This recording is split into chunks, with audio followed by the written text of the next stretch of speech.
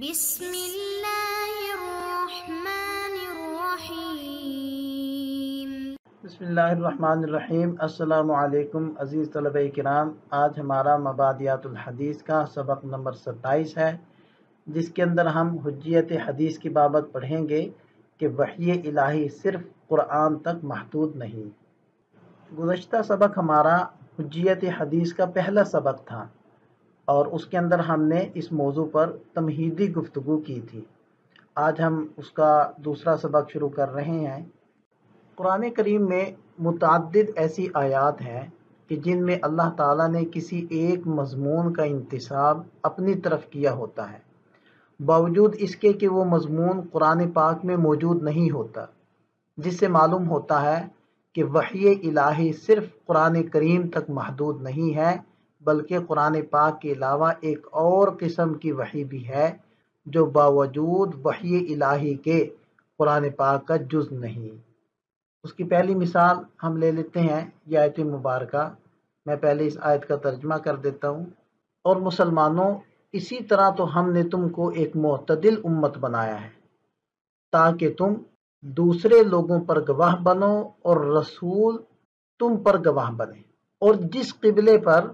تم پہلے کاربند تھے اسے ہم نے کسی اور وجہ سے نہیں بلکہ صرف یہ دیکھنے کے لیے مقرر کیا تھا کہ کون رسول کا حکم مانتا ہے اور کون الٹے پاؤں پھر جاتا ہے، اور اس میں شک نہیں کہ یہ بات تھی بڑی مشکل، لیکن ان لوگوں کے لیے ذرا بھی مشکل نہ ہوئی جن کو اللہ تعالیٰ نے ہدایت دے دی تھی، اور اللہ تعالیٰ ایسا نہیں کہ تمہارے ایمان کو ضائع کر دے، در حقیقت اللہ لوگوں پر بہت شفقت کرنے والا بڑا مہربان ہے۔ اس آیت کا سمجھنا اس کے پس منظر اور شان نزول پر موقوف ہے۔ وہ یہ ہے کہ نبی پاک صلی اللہ علیہ وسلم کی مدینہ منورہ کی طرف ہجرت کے ابتدائی ایام میں حکم تھا کہ آپ علیہ السلام مسلمانوں کے ساتھ بیت المقدس کی طرف منہ کر کے نماز پڑھا کریں۔ 12 ربیع الاول 1 ہجری کو آپ علیہ السلام قباء تشریف لائے، اور اس وقت سے 15 رجب 2 ہجری یعنی 16 ماہ 3 دن تک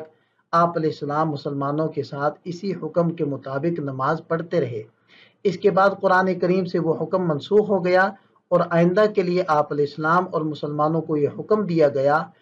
کہ وہ مسجد حرام کو اپنا قبلہ بنا لیں اور نمازیں اس کی طرف منہ کر کے ادا کیا کریں۔ چنانچہ اللہ تعالیٰ کا نبی پاک صلی اللہ علیہ وسلم کو فرمان جاری ہوا، فَوَلِّ وَجْهَكَ شَطْرَ الْمَسْجِدِ الْحَرَامِ، یعنی اب آپ اپنا منہ مسجد حرام کی طرف پھیر لیں، اور دوسرے مسلمانوں کو ارشاد ہوا وَحَيْثُ مَا كُنْتُمْ فَوَلُّوا وُجُوهَكُمْ شَطْرَهُ، یعنی اور جس جگہ تم ہوا کرو تو تم اپنا رخ اسی مسجد حرام کی طرف پھیرو۔ اس نئے حکم پر مشرکین، یہود اور بعض منافقین اعتراض کرنے لگے کہ اس سے پہلے بیت المقدس کو قبلہ مقرر کرنے میں کیا حکمت اور ضرورت تھی؟ اگر مسجد حرام اور بیت اللہ ہی کو قبلہ بنانا مقصود تھا تو پہلے ہی سے اس کی طرف منہ کرنے کا حکم کیوں نہیں دیا گیا؟ اللہ تعالیٰ نے اسی اعتراض کے جواب میں وَمَا جَعَلْنَا الْقِبْلَةَ الَّتِي كُنْتَ عَلَيْهَا یہ آیت مبارکہ نازل فرمائی کہ جس میں بیت المقدس کو قبلہ مقرر کرنے کی حکمت لوگوں کا پرکھنا بتایا گیا کہ آپ علیہ السلام کی اتباع کرتے ہیں یا نہیں۔ اب آپ دیکھیں کہ شان نزول سمجھنے کے بعد اس آیت سے ہم حدیث و سنت اور وحی غیر مطلوع کی حجیت پر یوں استدلال کرتے ہیں کہ آیت مذکورہ میں بیت المقدس کے سابقہ قبلہ مقرر کرنے کے حکم کو اللہ تعالیٰ اپنی طرف منسوخ فرما رہے ہیں، اور پھر اس کا مقصد لوگوں کا امتحان لینا بتلا رہے ہیں، جس سے یہ واضح ہوا کہ سابقہ قبلہ بھی اللہ تعالیٰ ہی نے مقرر فرمایا تھا۔ لیکن اگر ہم قرآن پاک کا خوب غور سے مطالعہ کریں تو ہمیں الحمدللہ سے والناس تک اس حکم کی بابت کوئی آیت نہیں ملتی، اور نہ اس حکم کا کہیں ذکر ملتا ہے۔ اب غور طلب بات یہ ہے کہ قرآن کریم میں موجود نہ ہونے کے باوجود اللہ تعالیٰ نے نبی پاک صلی اللہ علیہ وسلم کے اس حکم کو اپنا ہی حکم کیوں قرار دیا؟ تو اس سوال کا جواب اتنا واضح ہے کہ جس کی تشریح کرنے کی کوئی ضرورت نہیں، یعنی نبی پاک صلی اللہ علیہ وسلم پر قرآن کے علاوہ ایک علیحدہ قسم کی وحی کا نزول ہوا کرتا تھا جس کو قرآن پاک نے حکمت سے موسوم فرمایا ہے،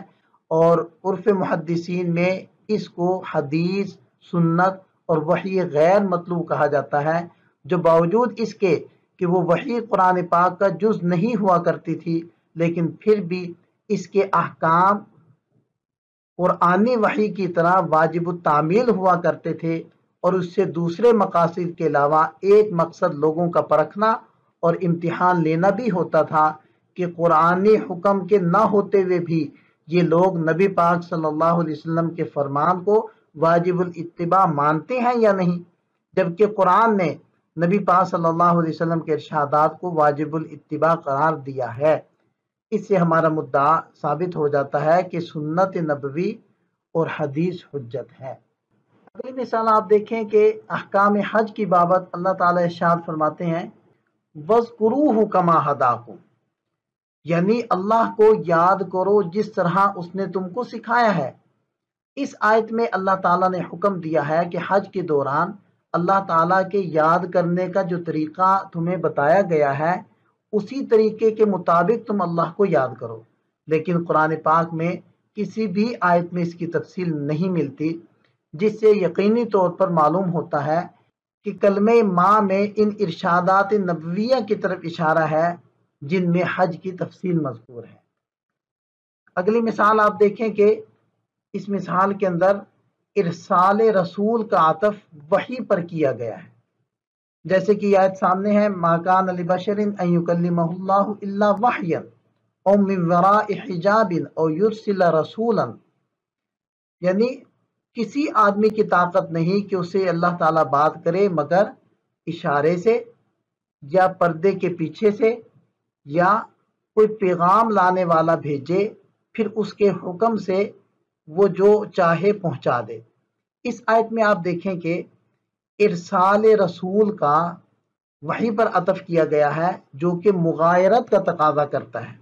اب اس سے واضح طور پر پتہ چل رہا ہے کہ ارسال رسول وحی سے ہٹ کر ایک دوسری وحی ہوتی ہے، اور یقینی طور پر وہ وحی غیر مطلوب ہی ہے۔ اللہ تعالیٰ کا ارشاد ہے وَلَقَدْ نَصْرَكُمُ اللَّهُ بِبَدْرٍ وَأَنْتُمْ أَذِلَّةٌ،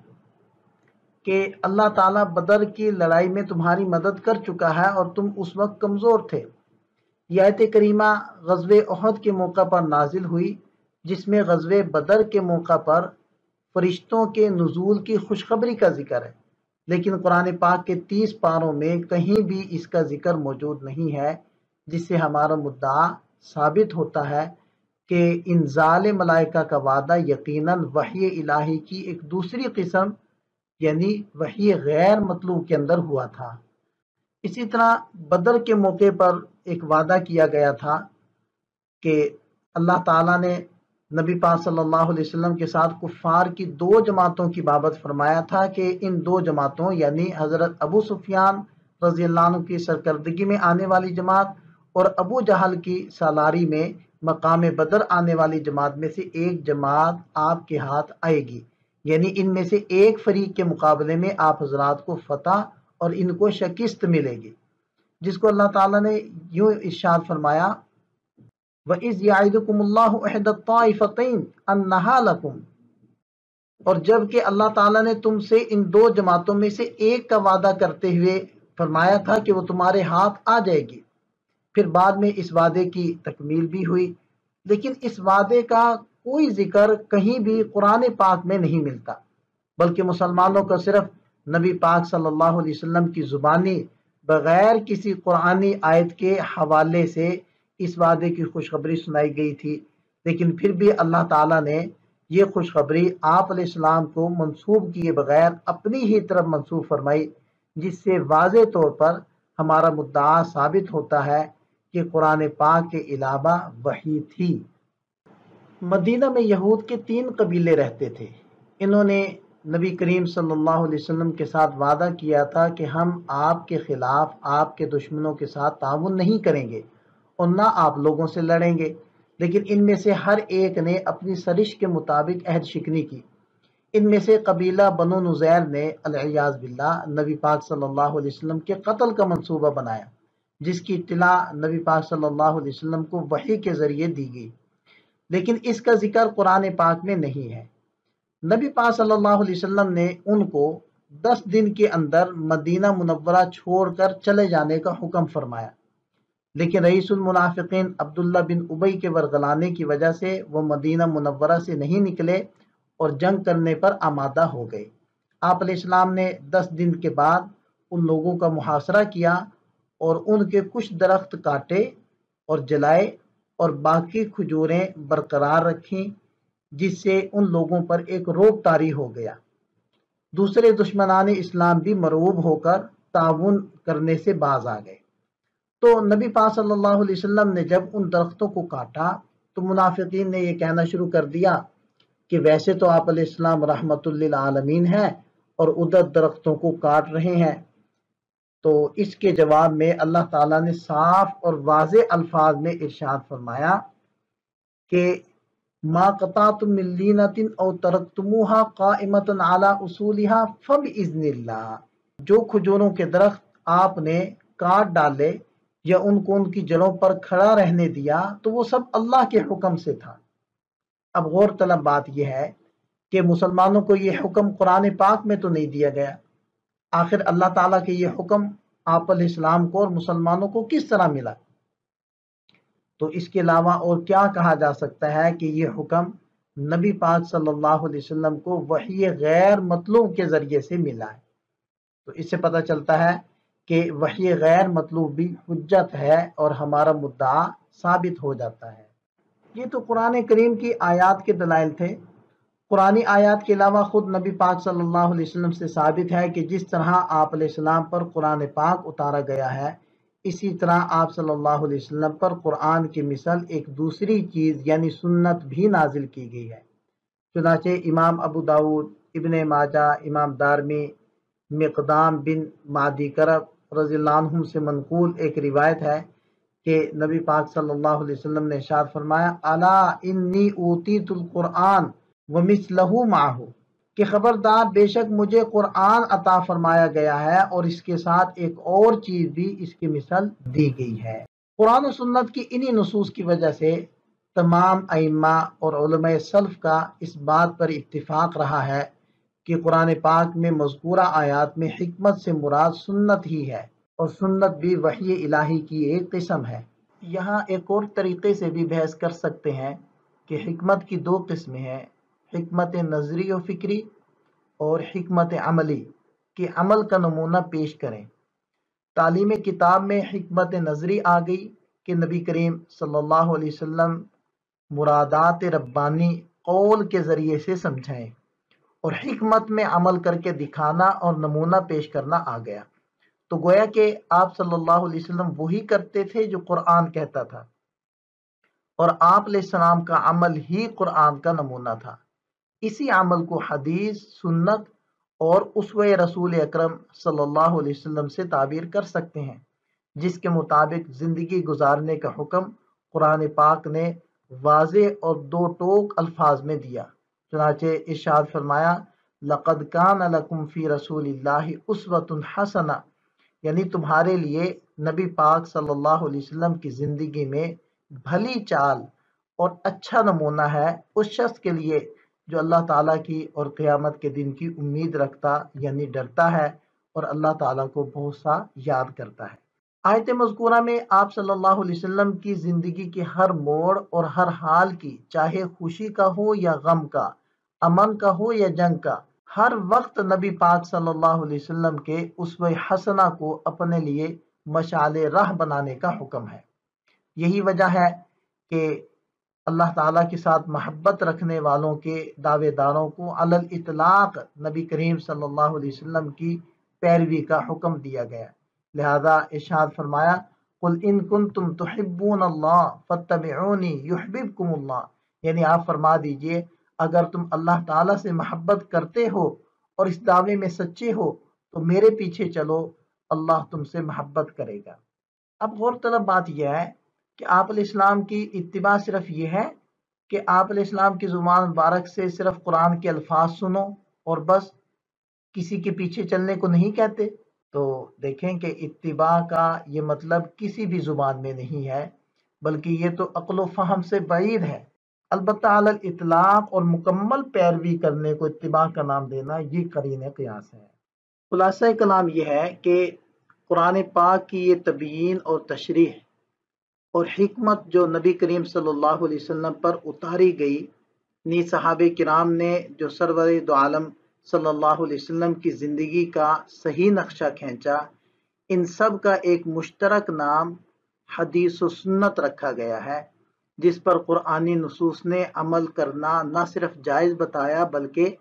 واجب الاتباع اور واجب القبول قرار دیا ہے۔ چوتھا فرض منصبی تھا نبی پاک صلی اللہ علیہ وسلم کا اپنی امت کی اصلاح، تزکیہ باطن، تزکیہ نفس اور اخلاق کی طہارت کا بھی سونپا ہے۔ یعنی آپ صلی اللہ علیہ وسلم نے صحابہ کرام کو صرف کتاب دینے پر اکتفا نہیں فرمایا، بلکہ ان کو اپنے پاس رکھ کر ان کو نظریاتی تعلیم کے ساتھ ساتھ ان کی اصلاح اور تزکیے کا عملی انتظام بھی فرمایا، تاکہ امت کتاب اللہ اور حکمت کی تعلیمات کے طریقوں کے مطابق زندگی گزار کر اللہ تعالیٰ کی خوشنودی حاصل کر سکے۔ آج کا ہمارا سبق مکمل ہوتا ہے، جس کا خلاصہ تھا حجیت حدیث کے حوالے سے ہم نے بات کی کہ وحی الہی صرف قرآن تک محدود نہیں ہے، بلکہ نبی پاک صلی اللہ علیہ وسلم کے فرامین، آپ علیہ السلام کی قولی اور عملی زندگی جو قرآن کی تشریح ہے وہ بھی وحی الہی ہے اور وہ بھی حجت ہے۔ ملتے ہیں نئے سبق کے ساتھ۔ اللہ تعالیٰ ہم سب کا حامی و ناصر ہو، دعاؤں میں یاد رکھیے گا۔ السلام علیکم۔